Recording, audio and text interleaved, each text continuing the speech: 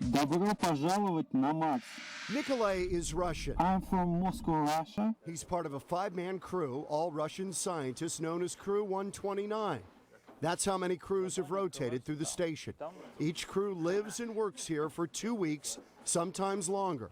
This week, Nikolay is in charge. I'm a team commander, and I organize a team and bring it here. Outside, this part of the Utah desert looks like Mars. The 2-story habitat is the large white building. A silver greenhouse is next door, where theoretically they can grow their own food. The station even has a telescope nearby. I understand it after I start to work here and understand how difficult to do even very simple things like walking in spacesuits. The cosmonauts must suit up every time they step outside.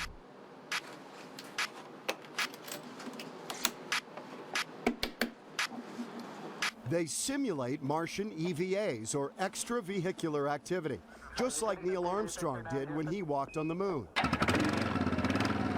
But in Utah, these simulated EVAs include ATVs, as in all-terrain vehicles.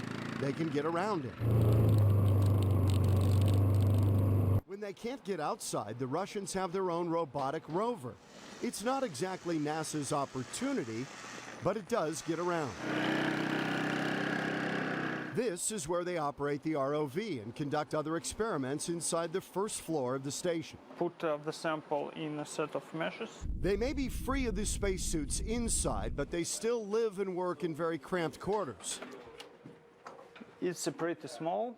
This is Nikolay's private quarters. It's not even big enough to call a walk-in closet. Sleep here. His room is actually larger than the others. I have a small window. It's a privilege of a commander. Living quarters, dining area, and kitchen are all on the second floor.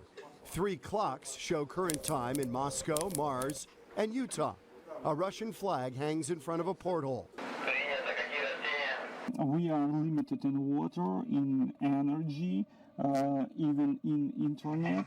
Well, I think it's great. But what happens if the power goes out or the plumbing backs up? The current inhabitants of the station can't call Earth. Instead, they call Don Lusko. I'm the ghost. I'm not supposed to be there. Lusko runs the Hallow Mountain store in Hanksville, a gas station and convenience store literally carved out of the side of a cliff. I'm the guy that keeps the lights on. I'm the guy that makes sure they have water. Getting to the station isn't easy, as we found out on the drive. There are no signs and no advertisements for tourists to visit. It's hard to find. It's not advertised because they are conducting actual science. Meanwhile, back at the station, dinner is served. Creamy potato soup. And as the sky darkens over the Martian Utah landscape, Crew 129 gets ready for bed. Sleeping bag. So sometimes it's very cold here. Outside, it's about as quiet as you can imagine. As another workday at the Mars Desert Research Station comes to an end. I would recommend it to everybody who are interested in space exploration. It's a unique experience, really. Thank you very much. The Desert Research Station is operated by the Mars Society, which has raised more than $1 million to run the station and promote a mission to Mars. A lot of the money comes from NASA. Crew 129 was actually the first Russian crew to visit. NASA crews use the station about 20% of the time.